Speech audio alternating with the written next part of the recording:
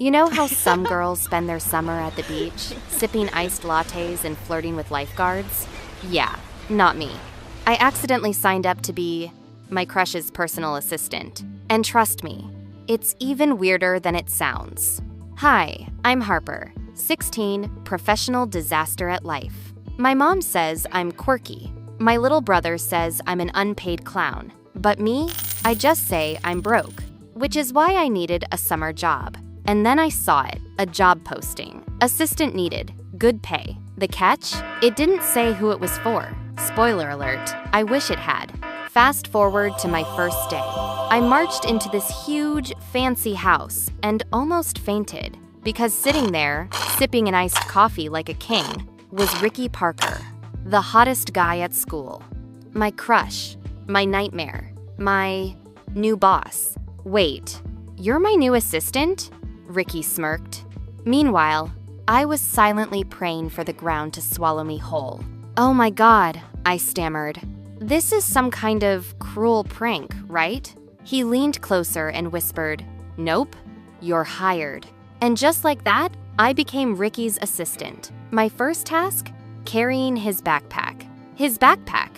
That thing was heavier than my entire GPA. By the way, if you think this is already insane, oh, you haven't seen anything yet. Hit like and subscribe now, because things are about to get even messier.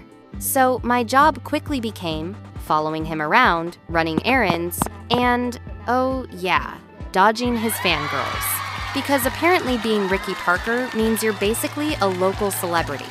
Harper, note this down. Ricky ordered once.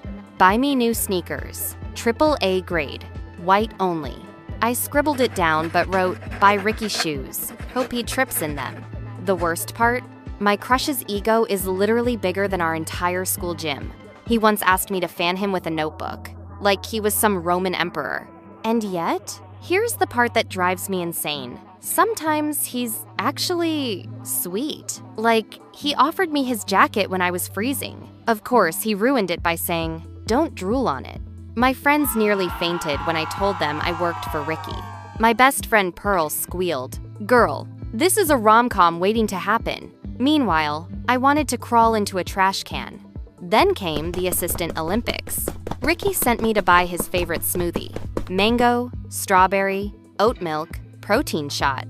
Do you know how many smoothie shops I ran around to find that combo? 5.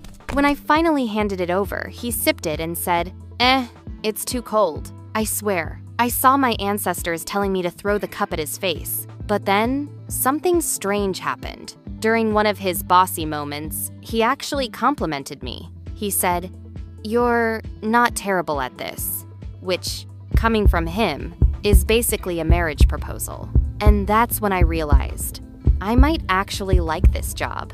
Not the errands, not the chaos, but the fact that I got to see a side of Ricky nobody else saw. Of course, my luck didn't last, because soon Ricky decided it was time to test my loyalty. His words, not mine. His idea of a test? Pretend to be his girlfriend. Yeah, my actual crush asked me to fake date him. And I swear, my brain exploded on the spot. Why me? I asked. He smirked. Because you're already following me around like a puppy. Might as well make it official. I considered throwing his smoothie at him again. So there I was, Harper the broke teen. Now Harper, the fake girlfriend/assistant. My mom thought I was working at a bookstore. Joke's on her. And just when I thought it couldn't get worse, his ex walked into the picture. And trust me, she looked like she was ready to kill me. Her name? Savannah Carter, Ricky's ex, cheer captain, Instagram model wannabe. Basically, the human version of a diamond sparkly but sharp enough to cut glass. She struts up to me and goes, So you're Ricky's new girlfriend? Adorable. The way she said adorable felt like she was calling me a stray dog. Before I could respond, Ricky slid an arm around my shoulders. My crush, touching me. In public. I nearly had a cardiac arrest on the spot. Yeah, Harper's my girl, he said smoothly. Meanwhile, I was choking on my own saliva like an asthmatic hamster. Savannah narrowed her eyes. Cute. Let's see how long this one lasts. Then she flipped her hair and stomped away. leaving a trail of perfume so strong, I almost sneezed myself into the next dimension.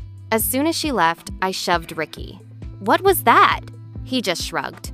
"Relax, you did great." "Oh, sure. Just casually lie to your ex in front of half the school. No big deal." The news spread faster than Wi-Fi. By lunch, everyone thought Ricky and I were a thing. I couldn't even open my locker without someone whispering, "OMG, that's his girlfriend." Pearl nearly fainted when I told her it was fake. "Girl, this is the best drama I've ever had in my life. Don't you dare mess this up." Meanwhile, I was already messing this up because suddenly, Ricky started really acting like we were dating, walking me to class, sitting next to me at lunch, holding my hand. I repeat, holding my hand.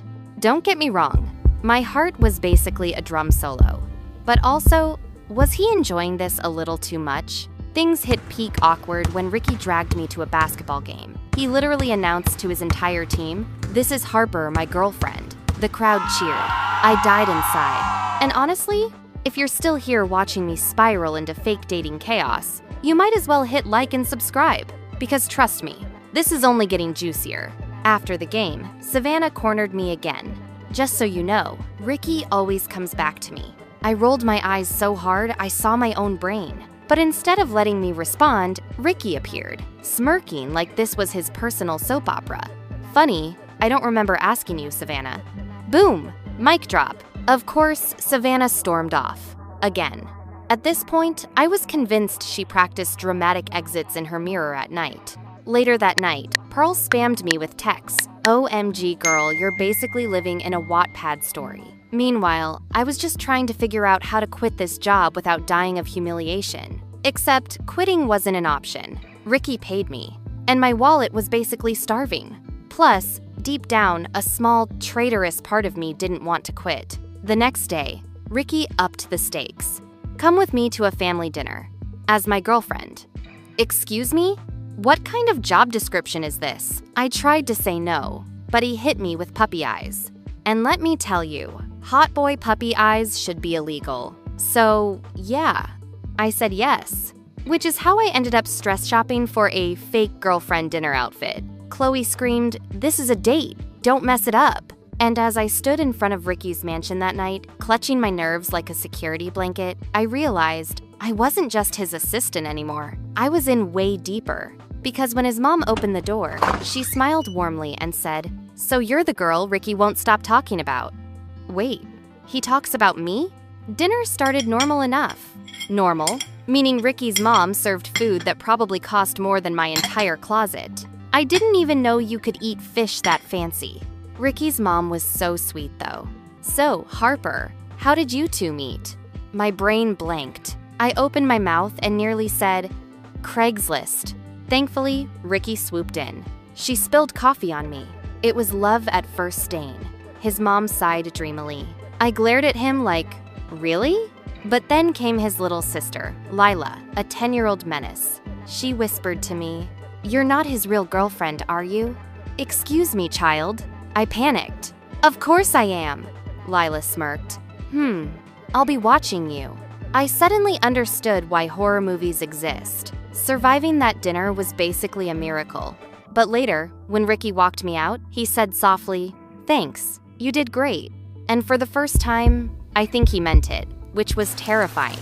Because if this was fake, why did it suddenly feel real? The next day, Pearl nearly screamed my ears off. "Girl, he likes you," I groaned. "No, Pearl, he's literally paying me." She smirked. "Uh-huh, keep lying to yourself." Meanwhile, Savannah wasn't giving up. She cornered me in the hallway again, declaring, "I'll prove you're fake." Honestly, does this girl not have homework? Her test? A kissing booth at the school fundraiser. I wanted to crawl into a locker and live there forever. When Ricky heard, he just laughed. "Easy, we'll kiss and shut her up." My soul left my body. So, yeah, in front of the entire school, Ricky kissed me, my crush, on the lips. My brain was screaming, my heart was sprinting, and my knees? Shaky noodles. When it ended, I expected him to laugh it off. But instead, he looked at me differently. Like, not assistant, not fake girlfriend, just me. "Savannah? furious. She stomped away like the universe betrayed her. Honestly, I almost felt bad. Almost. After that, things changed. Ricky wasn't just acting anymore. He started walking me home, texting me goodnight, sitting closer than he needed to. And I couldn't lie to myself anymore. I wasn't just playing fake girlfriend. I was falling for him. But then, the guilt hit. He was paying me. This whole thing started as a job. What if, to him, that's all I still was? The final straw came when his mom saw me again. She hugged me and said, "Ricky's never been this happy. Thank you." And my stomach twisted like a pretzel. So I did the dumbest thing ever. I told Ricky, "We need to stop. This was all fake anyway." His face dropped like I'd just stabbed him with a butter knife. "Fake?" he repeated. "Harper, you think this was fake for me?" And suddenly, I couldn't breathe. "I hired you as a joke," he admitted. "But somewhere along the way, it stopped being one. I like you. For real." And right there, in the middle of his fancy living room, he kissed me again. Not for Savannah, not for anyone else, just for us. I realized then, I wasn't his assistant anymore. I wasn't his fake girlfriend. I was just Harper, and he liked me anyway. So yeah, I got the weirdest summer job ever, and accidentally landed the boy of my dreams. And if you made it this far, maybe, hit that like and subscribe button, because if my life's gonna keep being this chaotic, you won't want to miss what happens next.